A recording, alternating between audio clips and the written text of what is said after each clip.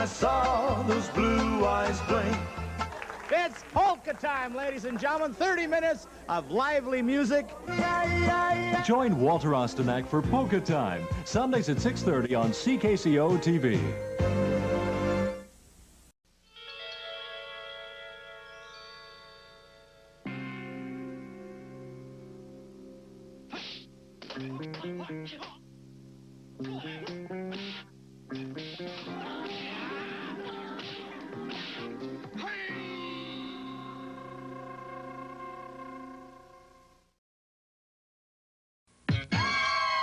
Latin Hustle, Night Fever, Disco Merengue. Learn the hottest disco steps at home with the Let's Disco book and album, the complete disco dance instruction system. Learn freestyle, line, and couples dances with the Let's Disco book. The album ties it together with professional instruction, plus music by the biggest disco stars. So Let's Disco, only $7.95. Now available at all thrifty drug and discount stores.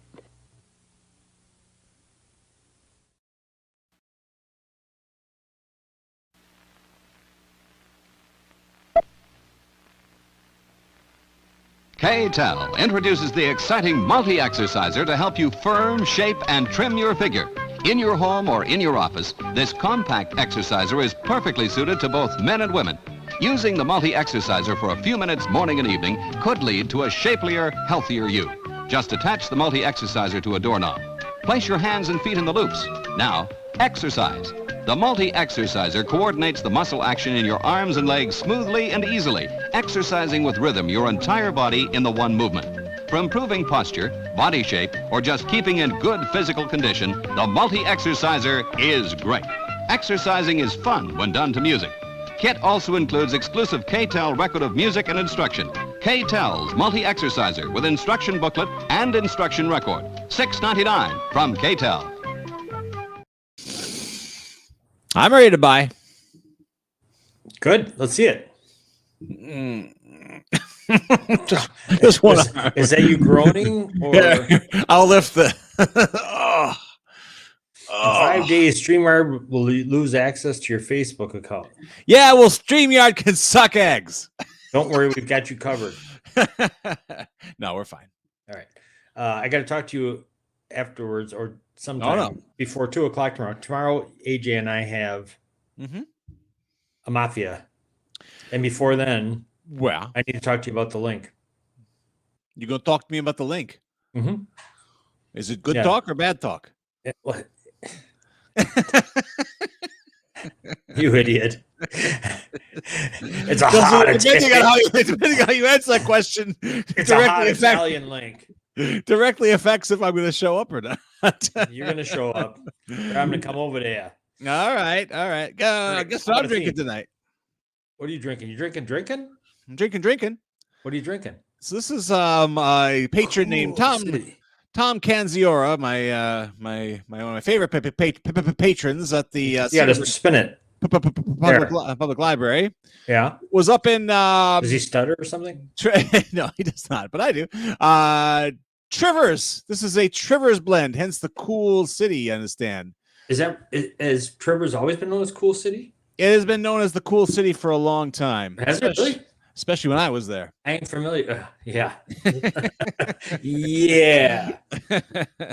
Yeah, they always call it the coolest spot in Wisconsin. It's kind of a double entendre. See. All right. I haven't tried it yet. I don't know what to expect.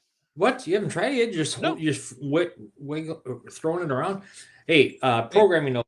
AJ could not join us tonight. He will be back tomorrow on the airwaves at 2 p.m. for new Sports Mafia. As long as Bulldog attends the hot Italian link discussion that we're going to have.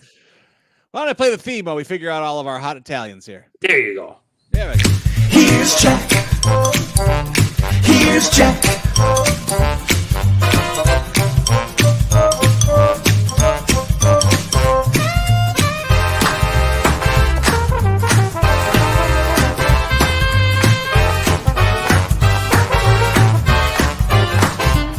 Here's Jack. Here's Jack.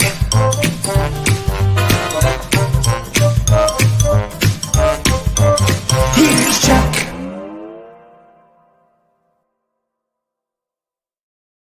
Don't fall into a sex trap. Here we go. Where'd it go? Oh, Where is it? There we go. Kakami says sex trap. get that off the screen. Oh, why? Right. Sorry. Never mind. It's a hideous looking thing. Eesh. Is that from the cool city too? It is. It is. Now I'm about to bust this open, and you and I are we're gonna party.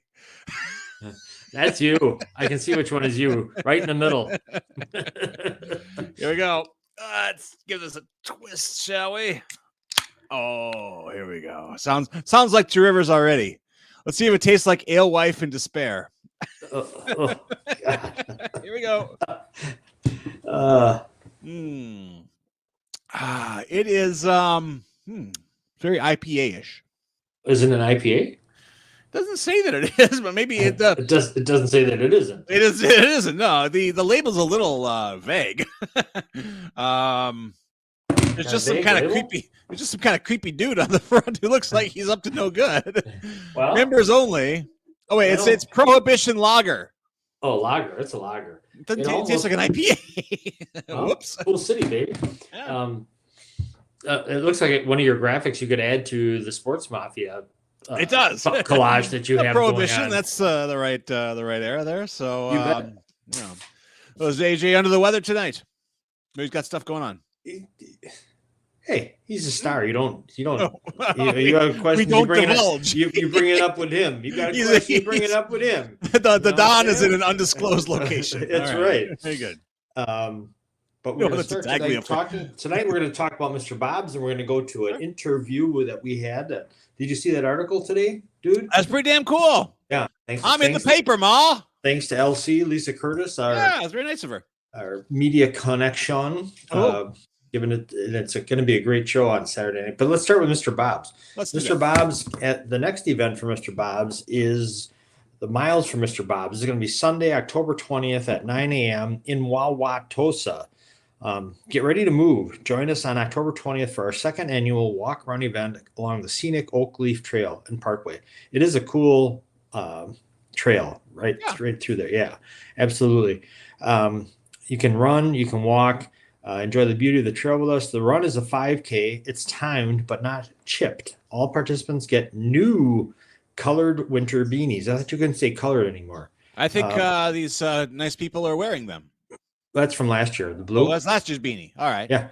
But maybe I haven't seen this year's design yet. Runners start at 9 a.m. Walkers start at 9:15. Again, that is the Oak Leaf Trail. It's in Wauwatosa, and you can sign up for it at MrBobsUnderTheBridge.org. Look at events, and you'll get there. I will be there cheering. But go on anyway. Cheering on the participants. I would be there with a bullhorn. What are you gonna do with that? Well, I'm not like you. I'm a little, reserved and soft-spoken. So I think that's going to help me come out of my shell a little bit. Kind of, unnecessary to give you extra devices to be heard. But that's next. It's not this coming Sunday, but the Sunday after. Can you believe it's already? It's October. Meteorologically, I can't believe it. It's gorgeous out every day. It is gorgeous out and perfect. Cool at night. It's just wonderful. Yeah. Oh, I know. Perfect. And they had great weather this past weekend for the Oktoberfest. Did you ever make it down there? I missed it. I'm devastated. Shut up. If you put a little effort into anything, you could do it. Well, I was sleeping. Margo and I went. Did you? Yeah, we went and watched. We cheered on this guy, Jerry, who got screwed last year. I don't know what the event is called where they hold the mug out. It's filled with water, a Stein. Yes, the Stein hold. Yes. And our guy got, but this year it was a fair shake, but he came in third. So it was very cool. Okay. All right. Yeah. Cool. Yeah. It was great. It was great turnout. A lot of people, a lot of fun. Schnitzel or something, or a pretzel, or what'd you have? I had a fermentorium, very fine, like cherry hard seltzer or something. Okay. It was really good. All right. No, I didn't have any food. Okay. There. When we also went to Cedar Brook Art Museum, had their beer garden open, their last event of the year. Right. Was open during that. So thank you to them. They were wonderful hospitality, and they had music going over there. I think that Oktoberfest is getting bigger and it's growing. Spot couldn't be had Oh no, 4 blocks. Yes, that was my favorite. That was my favorite event because no one showed. It was done. No one showed up. It still is. Quiet. It still you is. know? The one issue I have. Margot told me not to say anything about it, but you're saying is yes. You get those people who haven't had a microphone for all year, and they give them the mic. You know, people introducing the band and stuff. They aren't giving it up. I mean, they basically had to wrestle the mic away from the people in the band so that they could get one of the bands. They have all these nice bands going on, just so they can move the events along a little bit. But they got these cool bands that are Alta Kameraden band. That they were really maintaining the German tradition of a true polka band. You know, I mean, it's very cool. So I guess I understand. Oh, they were playing waltzes. It was great. I really wish I went. I'm so sad about that. I love that. I'm gonna rub it in. Best year ever. It was. Is it the Glockenspiel? Is that what that thing's called? Where the guys come out? Oh. Damn it! It was fantastic. I had every intent. No, it was a mess because on Sunday, my birthday, I had to go see people because they wanted me to see them. So I had to see them. Who wanted to see children? I made all these humans, and they are all scattered to the winds now. So I had to scatter myself to the winds. Wait a minute, that sounds like I died. But anyway, there's no excuse. What about Saturday? Where were you? Saturday was messy too. I had to get Mallory to her. It's just doing dad Kid stuff. Yeah. Yep. Well, you done good. Yeah. You done good. I'm very sad though. That's the one I really love. I know. Which is strange. A nice Jewish boy who loves German culture. It just wasn't the same without you. I understand completely. You like Christmas more than I do too. Mm-hmm. You're crazy. I'm a sinner.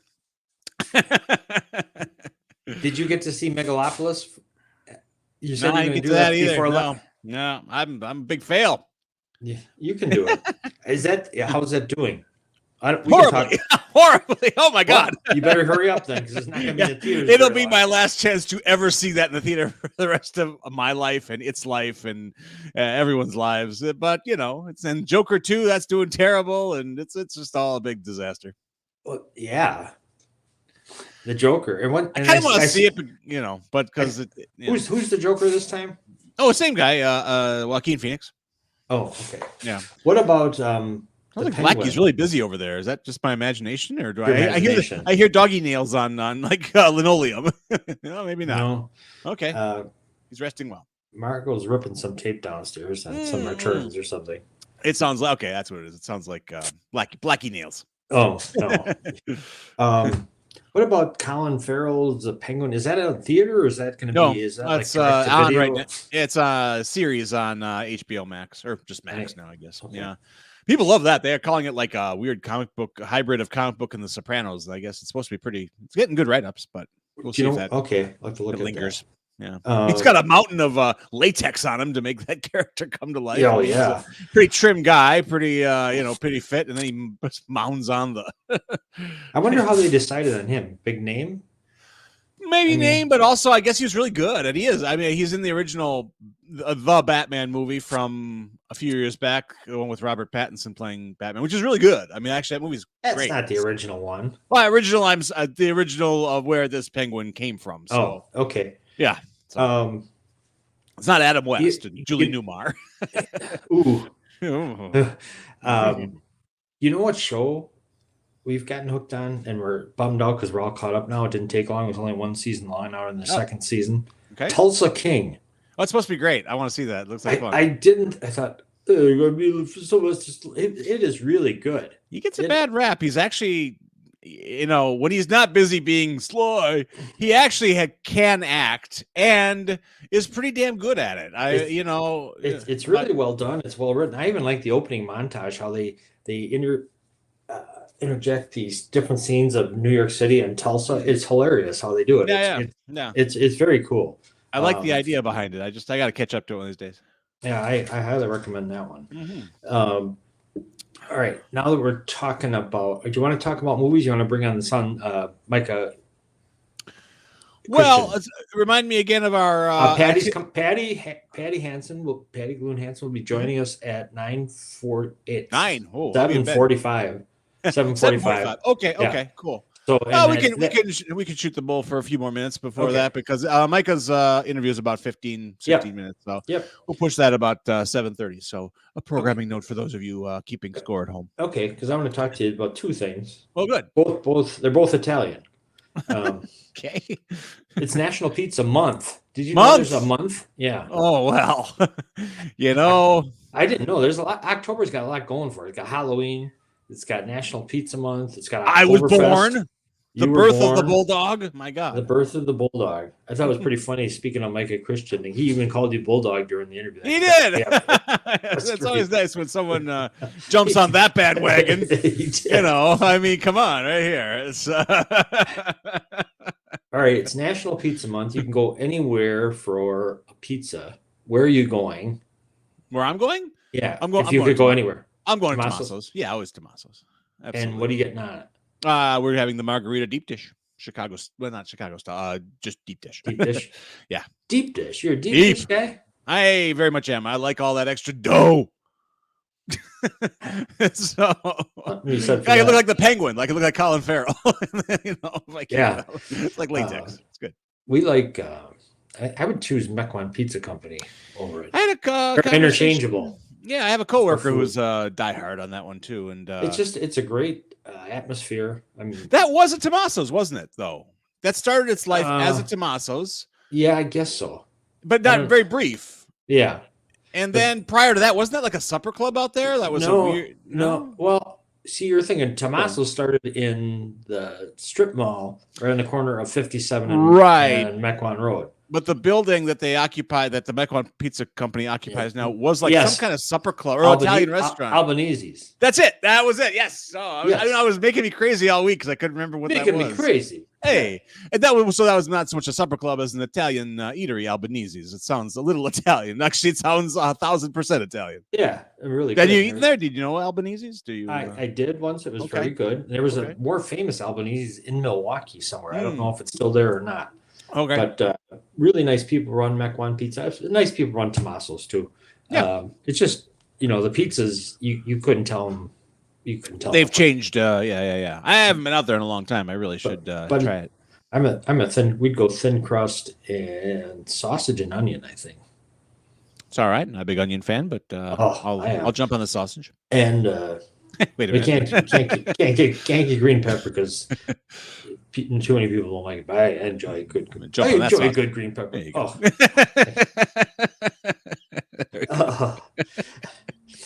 All right. Next. So it's Pizza Month. We should establish it is Pizza Month. So you have time. It's only 30 days of pizza. It's only the 8th. You got some time. You got 23 more days. I may have to make up for lost time. Isn't there another film festival at the Rivoli that Maggie's behind again? I think they're doing Harry Potter again. No, are they again? Maybe. I don't know. Maggie, out there? Leave a comment. Yeah. Anyway, she's up always. I ran into Maggie. I was deep in my own world last week, walking to the roastery early in the morning for my Java, and I heard across the way. This is one of those great famous moments. I heard bulldog across the way. It was Maggie. It was very cool. It was too early for me to be recognized for the famous person that I am. So you're a roastery guy now. I am. I hadn't been. You got for a a kid while. working there? No. You used to. I did briefly. Yeah, my oldest worked there for a short time, and then he realized he just didn't like working. It wasn't them. It's not you. It's me. So Mally works right now at this place called Amplify Cafe. And, I saw you there. Yes. Oh, that's right. Oh, look who's joined us this evening. I knew she would eventually. Good evening, Mrs. Nice to see you. Oh, do not step on it. Okay, do what you got to do. All right. Anyway, so Amplify has this amazing pumpkin scones right now. Did you try one of those when you were in the neighborhood or no? No. Oh, okay. You should, because they're really? They're kind of a religious experience. Really? And I'm not a big pumpkin guy, but I'm not either. These are damn fine. Damn fine. Damn fine. Speaking of damn, you see John Amos died from Good Times, Florida's husband. Yeah. Which actually, when I heard it, I was not exactly devastated because I thought he'd been dead a long time. Well, he's one of those characters who died in the show, so you just think he's dead. But like, oh, no, the actor's probably still alive. I wrote him off a long time ago, but he was in the good times. Yeah. But that there's that famous clip when Florida's trying to keep it together after her husband John Amos dies, and then she smashes a big crystal bowl on the ground and goes, "Damn! It's a wonderful Norman Lear moment, So there we are. Dynamite. Oh God. Yes. All right. I am hooked on an Audible original right now. The Godfather, a film we can't refuse. It's like an 11-part podcast of a woman who interviewed, and they have some big names interview. They had kind of a deep dive, huh? De Niro, Al Pacino, Duvall, Talia Shire. Yeah, everybody, the bigwigs. Yeah, they really have a good job. But they a lot of stuff I didn't know about it, and I'm just getting into it. I'm only like third one in. Have you ever read The Godfather? I have. I read it in high school actually because I was really obsessed with. I mean, when you discover the movie, you right away are just fixated on it, and so I thought I'd try the book. What did you think of the book? Book's kind of terrible. That's what they said. It's kind of all over the place, and Mario Puzo did it just to get a bestseller. He was never proud of it. He shouldn't have been. It actually it reads almost like a kind of just a steamy potboiler you'd buy at an airport rack or something. I mean, it's just not.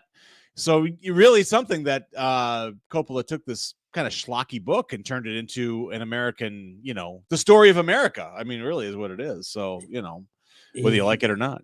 he said it's a story of American tragedy. Sure.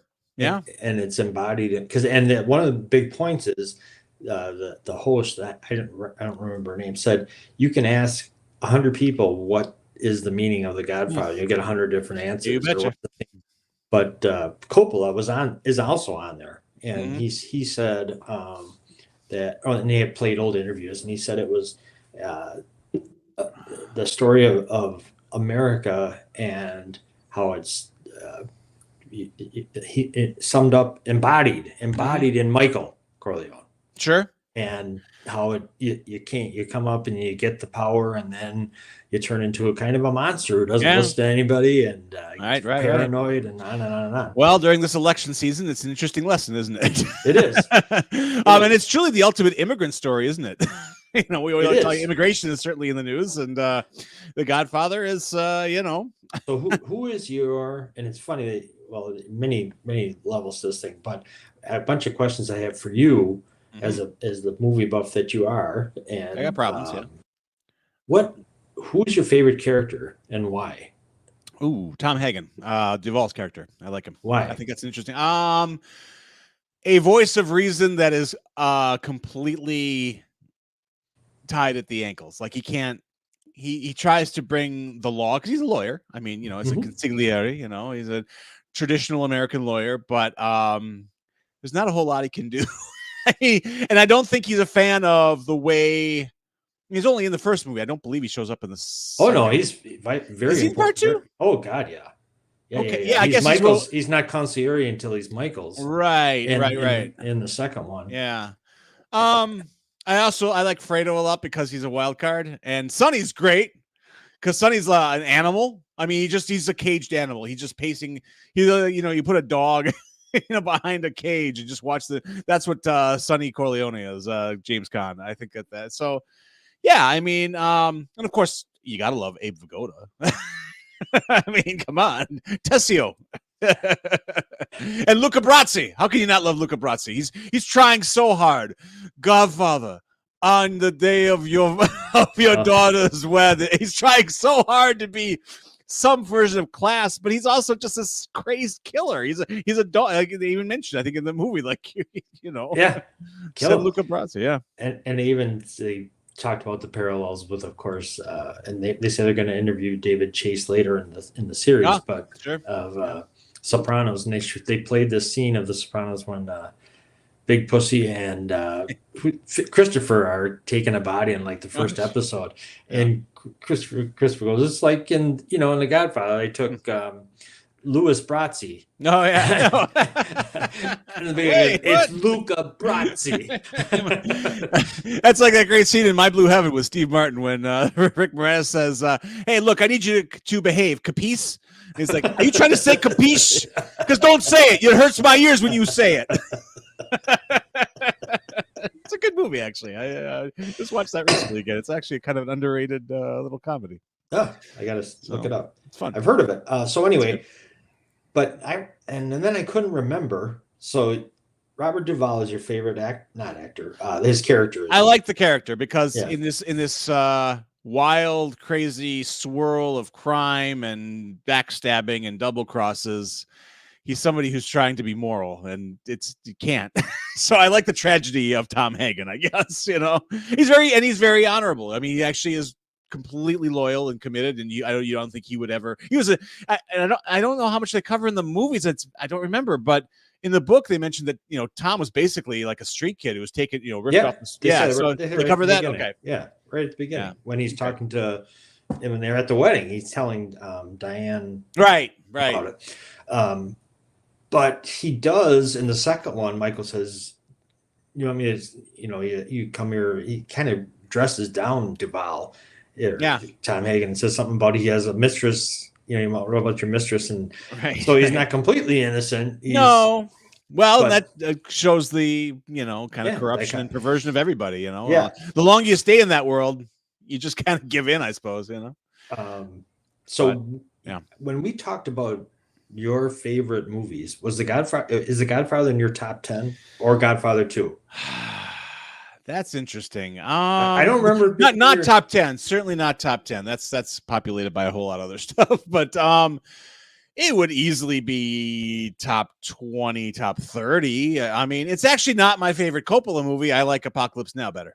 I do. I like that. I do. I like. I haven't watched that in 100 years. I don't think I've watched that since it came out, and I went and saw it in a theater. It's crazy. It's bad. I mean, the movie is insane. Everything about it, the making of it's insane. There's a great documentary called Hearts of Darkness that Coppola's widow put together, Eleanor Coppola, so she had like true access, and it's wild just watching Francis stomping around Cambodia, coming unglued, trying to make this movie that there isn't enough money for, and all of his stars are high as a kite, and Martin Sheen is having a heart attack on set. And yet out of that, when you look at the scope of that movie still to this day, how did he pull that off? There's no CG.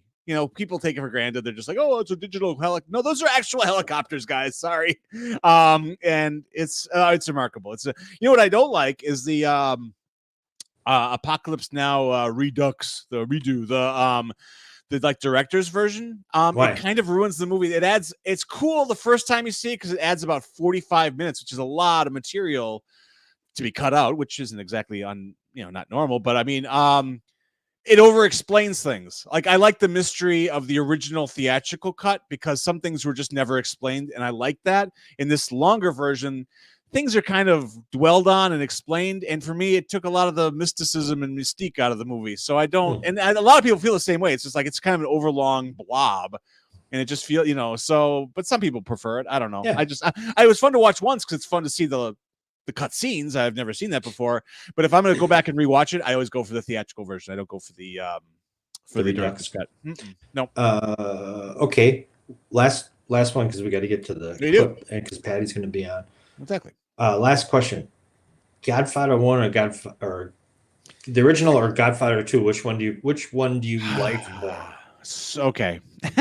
Yeah, that's a good distinction. I probably like the first one a little better, even though I acknowledge that part 2 is probably a better movie, which is weird. It's weird to say that. Like, I think part 2 is a better made film, better acted film, better produced film, everything. But I like the kind of down and dirty feel of the first one. The first one, you could just feel like they're, no one had really ever done anything like that before. And actually, one could argue nobody's really done anything like that since.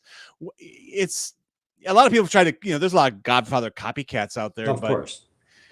Yeah, I don't know. You don't beat the original. That's really, yeah, it's great. It's. I feel like watching it now. What are you doing to me? I wanted to go to bed early tonight. I go the original because I agree that I think maybe Godfather 2, and I don't know movies technically like you do, but Godfather 2 probably is. It almost had to be better, so it didn't get ridiculed, Absolutely. But the first one, there was the element of fun too that isn't completely devoid. The second one is just it's gloom second one's and dour. doom. So Yeah. very Oh, dour. it's It is. It really is. man. And three is. What do you think of three? I saw 3 in the theater, and it was so bad I couldn't believe that I was watching. So I don't even remember. I have rewatched it since. It's probably not as bad as you think. And they did a new version about 2 or 3 years ago called I remember and I guess apparently it's Coppola again monkeying around, and I guess it's better apparently from what I hear. It got a bum rap because Winona Ryder was supposed to play Michael's daughter, and then she pulled off for whatever reason or got a better offer or whatever, and so he puts in his own daughter, Sophia, who's actually a great filmmaker in her own right now. And she was not an actress, so it wasn't a fair. And it's funny, she's not great. She's not nearly as bad as people said, and it wasn't fair. Well, that's one of those things people can't wait to rip on. Right, exactly. That whole nepotism thing, and that's why. I mean, in rewatching a couple years ago, just the cut you probably saw. I didn't hate it. That does not stand up at all to 1 and 2. It's not. It shouldn't even be the same conversation. But as a film, I've seen it. I was fine. I liked it. I liked it fine. There just wasn't any with no James Caan and no Brando. There was no fun, no fun, and no. It just wasn't as good. I mean, to me, it just wasn't. Not that it was happy. It's obviously not a happy. Have you seen Belushi do? It's an early SNL sketch. He's at a therapist, and Lorraine Newman's there, and so it's Vito Corleone, and the doctor's like, tell me how you feel. I think it's Elliot Gould was playing the therapist. Like, tell me how you feel about things, Vito. And he's like, well, I'm a little worried about things, and I have a lot of stress. And they shot my son Santino 400 times in the toll booth. And Lorraine Newman's like this hippie chick who's like, Vito, you're blocking. It's kind of great. Actually, speaking of Saturday Night Live, I'm kind of excited to see this Saturday night movie coming out just this week with no major stars really, but it's about the 90. It's a film by Ivan Reitman's kid, Jason Reitman.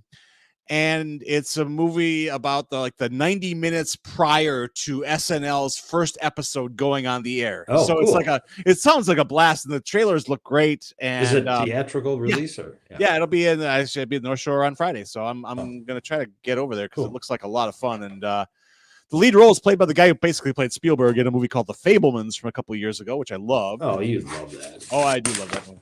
All right, we got to get to the. It's time. Hey, let me make sure I can do this here. I didn't. Yes, while you're doing it, and you can't forget Dr. Ben tonight. The last Dr. Ben I have is from September 27th. Is that the one we're doing? Yep. Okay, good. I didn't know if I was like one missing or something. All right, now this interview we have with Micah Christian, who's the lead singer of the musical quartet Sons of Serendip, which will play at 7:30 p.m. on Saturday at the Cedarburg Performing Arts Center. They were a finalist on America's Got Talent and described as a classical crossover quartet with ethereal and emotionally stirring interpretations of pop music arranged with a unique blend of vocals, harp, piano, and cello. People who attend can expect songs that are interesting, popular, and have deep meaning. There'll also be storytelling woven into the performance. As he told us, Bulldog, there is an art to the concert. We don't just see ourselves as entertainers. Yeah. He's really a fascinating guy and a lot of fun.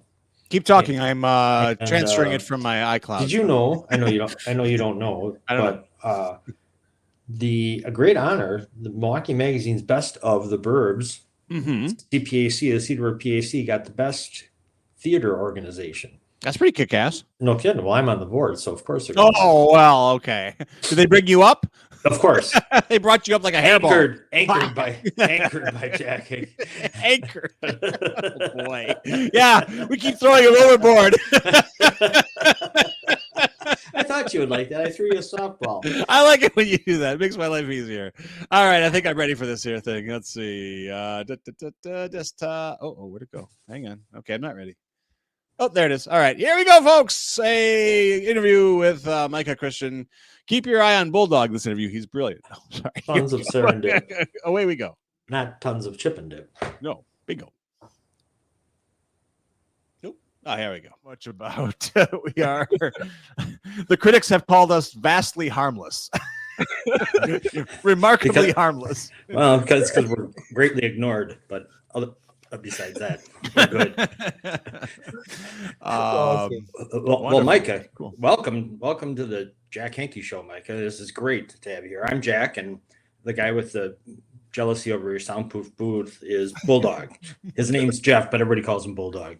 Awesome. So Thank you for having me. this is fantastic. Are you kidding? First of all, you're a handsome dude, and no, I'm not after dudes, but still, you're a handsome dude. And your smile is just, as I told you just before we got on, you have a brilliant smile, and you always look like you're full of joy, and that's really a great thing to exude, whether you're feeling it or not. You sure exude it. So thanks for joining us. Tell us about the Sons of Serendip. You're coming to the CPAC, the Cedarburg Performing Arts Center, next Saturday night. Yeah. Tell us a little bit about the Sons of Serendip and your journey. I read some of it on your bios, but it's a fascinating journey. If you could share a little bit with us. Yeah, so we got started back in 2014. We originally met in Boston in graduate school, and 3 of the guys were roommates. The harpist, cellist, and pianist were roommates. I met the pianist first, and he's like, "Oh yeah, one of my roommates is a harpist, and one of my roommates is a cellist." And I had a different idea of what they were going to look like too when I, when he mentioned that. Mm-hmm. So when I went over to collaborate with him, and he introduced me to the original harpist and cellist, and yeah, I was like, wait a minute, this is really interesting. And I was like, this would be actually something that would be fun to do if we ever want to do a performance together. And it was another 2 years that it took. Like, we were friends and everything, but it took 2 years before we actually decided to collaborate and just send an audition to America's Got Talent to see what happens. And next thing you know, we just got swept up on this incredible journey that's lasted for now. We're in our 10-year anniversary. So. Wow, congratulations. That's fantastic. Let's talk about your preconceived notions about harpists. Do you think they have an eye patch, like missing an ear? That's kind of interesting. And a cellist. I just didn't expect, because Mason, he's like, he was 6'2", and just has a voice like Morgan Freeman, and I didn't just expect him to be playing the harp at all. So cool. Very cool. And so you got together, but how did you decide what music to play, what to collaborate on? You decided to work together, but what made you choose the path you chose? So it was organic. Like, we didn't really know exactly what we were going to create together. We just started putting out songs, putting out ideas of songs that we could do together and just see what would happen. Mm-hmm. And it was a lot of experimentation at first until we started to get to songs that actually seemed to pop for us and things that we were excited about. And also, because our beginning was on America's Got Talent, a lot of the song choices came through that whole experience of like going through song after song after song with the producers.